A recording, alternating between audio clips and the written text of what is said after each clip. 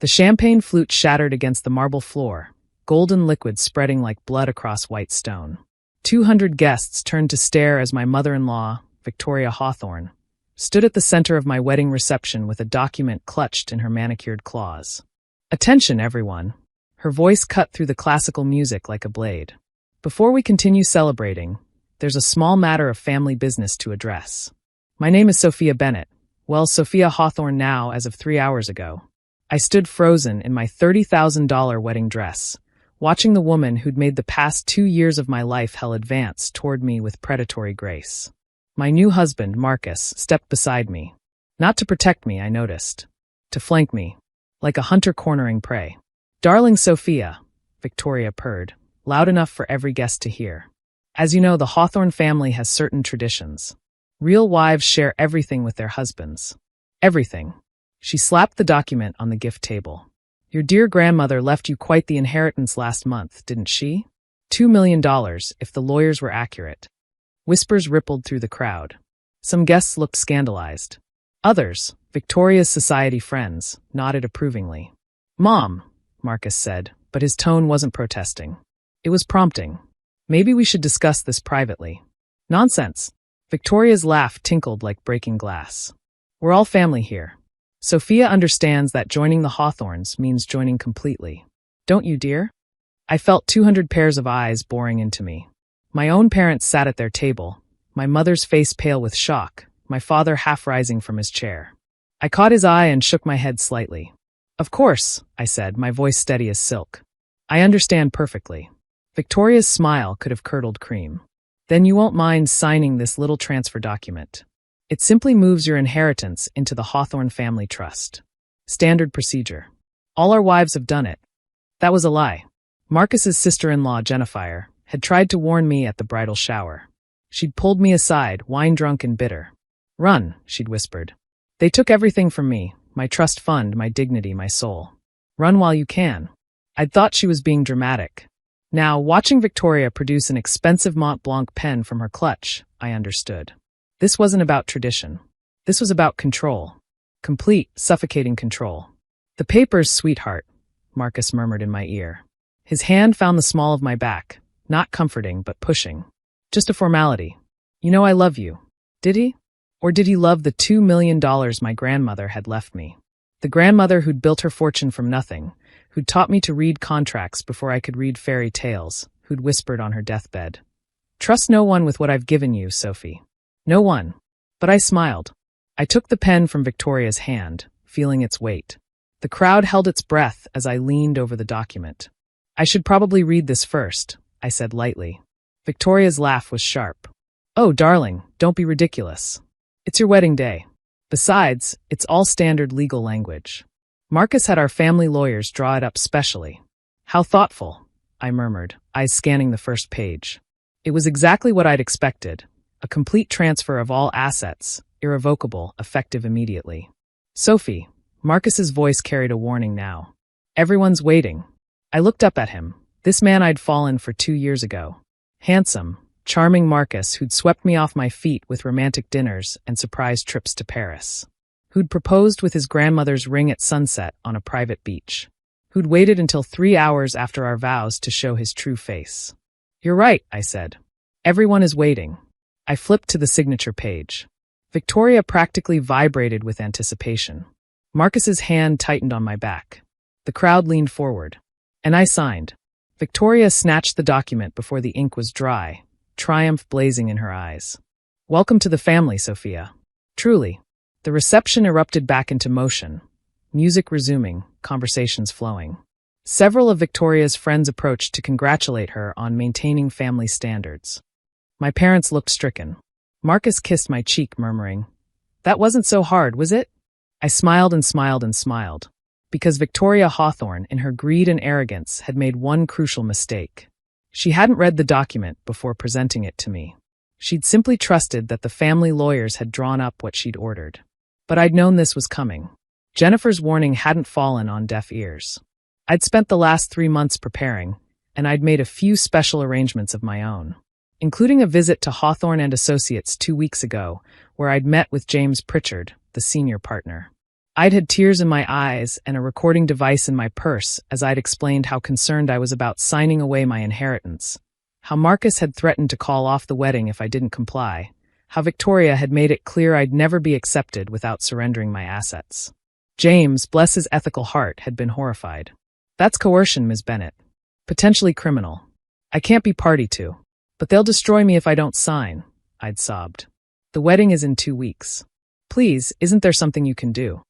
And James, 50 years in practice and thoroughly disgusted by his biggest client's behavior, had done something. He'd drawn up 2 documents. One was the transfer Victoria expected. The other was what Victoria had just triumphantly seized from my hands. A binding, irrevocable transfer, just not the kind she'd expected. Instead of signing over my inheritance, I'd just signed over my student loans. All $387,000 of them, from undergraduate through law school.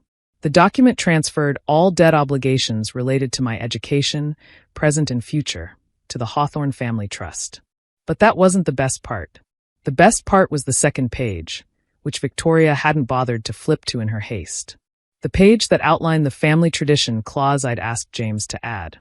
The one that stated any attempt to coerce financial transfers from family members would result in an automatic reversal of all Hawthorne Trust assets to the victim of said coercion, with 200 witnesses to Victoria's public demands. I gave it an hour, long enough for the cake to be cut, for the champagne toasts to flow, for Victoria to loudly tell anyone who'd listen about how she'd protected the family interests. Then I felt my phone buzz. A text from James. Document filed with the court. Verification complete. Congratulations on your wedding, Ms. Bennett. I excused myself to the bathroom, where Jennifer was waiting. She'd been hiding there since the ceremony, face pale but determined. Did you get it? I asked. She held up her phone, showing the video she'd recorded of the entire confrontation. Every word, every threat, every witness. Send it to James, I said. And Jennifer? Thank you for warning me. Her smile was fierce. They did the same thing to me 5 years ago. Took my entire trust fund. I've been waiting for someone smart enough to fight back. Well, I said, touching up my lipstick in the mirror, the wait is over. When I returned to the reception, the atmosphere had shifted. Victoria stood frozen by the gift table, cell phone pressed to her ear, face draining of color. Marcus was beside her, gesturing frantically as he spoke to someone on his own phone. I glided over, wedding dress flowing behind me. Problem? Victoria's eyes, when they met mine, were wild. What did you do? I signed your document, I said innocently. Just like you asked. In front of everyone. This says you transferred your debts. Oh, I peered at the paper in her shaking hands. How strange. That's not what you told everyone I was signing. You said it was a transfer of assets to the family trust. You said it was tradition. Marcus grabbed my arm. Fix this. Now. I looked down at his hand, then up at his face. I believe the Hawthorne family tradition is that real wives share everything with their husbands. Everything includes debt, doesn't it? You little. I'd be very careful about your next words, I said softly. We have 200 witnesses to your mother's coercion. My phone has been recording since I walked back in. And Jennifer, waved Jennifer, has video of the entire confrontation. Jennifer waved cheerfully from across the room. Victoria's phone rang again. She answered, listened, then actually swayed on her feet. That's impossible. Check again. What do you mean frozen? What do you mean under investigation? I leaned in close, speaking just for her. The tradition clause was my special touch. Your attempt at public coercion triggered an automatic audit of the Hawthorne Trust. Every transaction, every transfer, every dirty little secret, including the $3 million you stole from Jennifer 5 years ago. You can't. I can. I did. I'm a lawyer, Victoria. Did Marcus never mention that? I specialized in financial fraud before I met your son. I smiled sweetly. My grandmother didn't just leave me money. She left me the tools to protect it. The reception was in chaos now. Guests whispered and stared as Victoria sank into a chair. Marcus paced frantically, and somewhere in the corner, my parents were trying very hard not to smile. I picked up a champagne flute and tapped it with a knife. The room fell silent. I'd like to propose a toast, I announced. To family traditions. To sharing everything. And to my new mother-in-law, who taught me the most valuable lesson of all. Always read the fine print. I raised my glass to Victoria, who looked like she might faint. Welcome to the family. Truly, the irony was delicious. In trying to steal my inheritance, Victoria had exposed her own financial crimes. The investigation would take months, maybe years. The Hawthorne Trust would be frozen throughout. And my student loans? They were now the legal responsibility of the Hawthorne estate. As for my marriage to Marcus? Well, that was easily fixed. Annulment papers were already drawn up, citing coercion and fraud. James had prepared those too, bless him. I spent my wedding night in a hotel suite, counting down the hours until Monday morning when the court would receive all our filings. Jennifer kept me company, sharing stories of how Victoria had controlled and humiliated her for years. She made me sign over my dead mother's life insurance, Jennifer said quietly. Said it was family tradition. I was 22 and grieving. I didn't know any better. You'll get it back, I promised. Every penny with interest. By dawn, my phone had exploded with messages. The society pages had gotten wind of the scandal.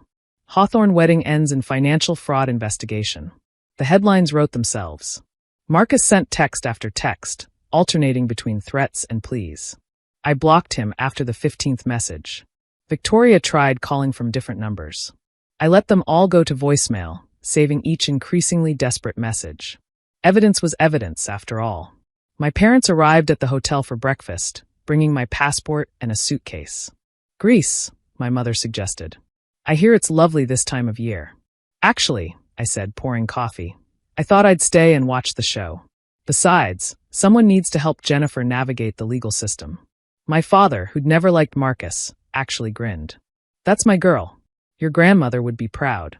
Yes, I thought she would be. Grandma had always said the best revenge was served in legal documents.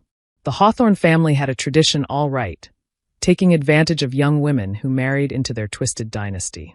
They'd been doing it for generations, building their wealth on stolen inheritances and coerced transfers. But traditions can be broken. And sometimes, all it takes is one woman who bothers to read the fine print. As I checked out of the hotel that morning, still in my wedding dress, because why not, the manager stopped me. Ms. Bennett, there's a delivery for you. It was a single white orchid with a card. No signature, just a message. The other wives are watching. You've given us hope. I tucked the card into my purse, thinking of all the Victoria Hawthornes in the world, all the Marcus Hawthornes who smiled while they robbed you blind. They'd created a tradition of taking. Maybe it was time to start a new tradition. One of fighting back. My phone buzzed. James again, motion filed. Hearing scheduled for Wednesday. The judge seemed very interested in the video evidence. I smiled, walking out into the morning sun. My marriage had lasted exactly 12 hours, but the lesson would last forever. Never sign anything without reading it. Never trust anyone who demands your money as proof of love. And never, ever underestimate a woman with a law degree and a grandmother who taught her to fight. The Hawthorne family thought they'd found another victim. Instead, they'd found their reckoning. And I was just getting started.